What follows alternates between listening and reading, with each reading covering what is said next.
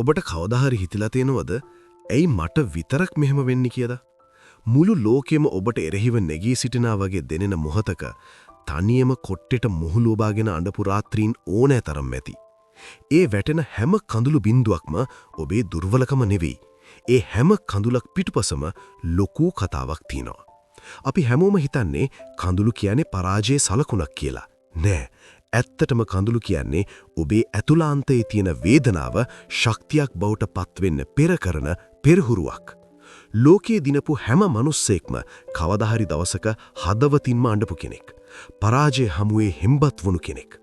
ඔබ අද වැටිලා ඉන්න තැන ඔබ අද විඳින වේදනාව ඒක තමයි හෙට දවසේ ඔබේ ජයග්‍රහණයේ පදනම.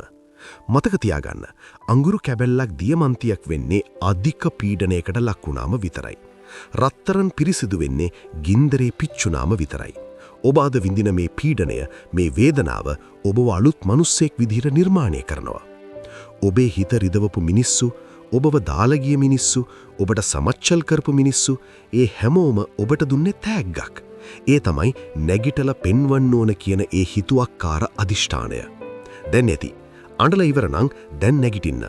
අර වැටුණු කඳුළු බිඳුවක් පාසා හිතර ගන්න මම ආයේ මෙතනට වැටෙන්නේ නැහැ කියලා. ලෝකයා බලාගෙන ඉන්නේ ඔබ වැටෙනකම්. ඔබ පාගල දාන්න දහසක් දෙනා මග බලාගෙන ඉන්නවා.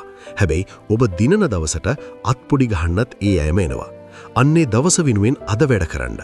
ඔබේ දුක්පත්කම, ඔබේ අසාර්ථකත්වය, ඔබේ පෙනුම ගැන හිතලා කවුරු හරි hina වුණා නම් ඒ hinaවට උත්තර දෙන්න වචන පාවිච්චි කරන්න එපා. ඔබේ සාර්ථකත්වයෙන් ඔවුන්ට උත්තර දෙන්න. කඳුළු කියන්නේ නිවටකමක් නෙවෙයි. ඒක ඇතුලේ තියෙන්නේ නිහඬවම මෝරා වැඩෙන මහා කළු ගලක් වගේ ශක්තියක්. ජීවිතය කියන්නේ හැමදාම වැසි වැහෙන අහසක් නෙවෙයි. මේ කුණාටුව ඉවර වුණු ගමන් ඉර පායන වාමයි. ඉදාට ඔබ ඉන්න ඕනේ වැටිච්ච තැන නෙවෙයි, කන්දේ මුදුනේ. අද ඉනම් අලුත් ගමනක් පටන් ගන්න. අතීතයේ වුණු වැරදි ගැන හිත හිතා ඉන්න එක නතර කරන්න.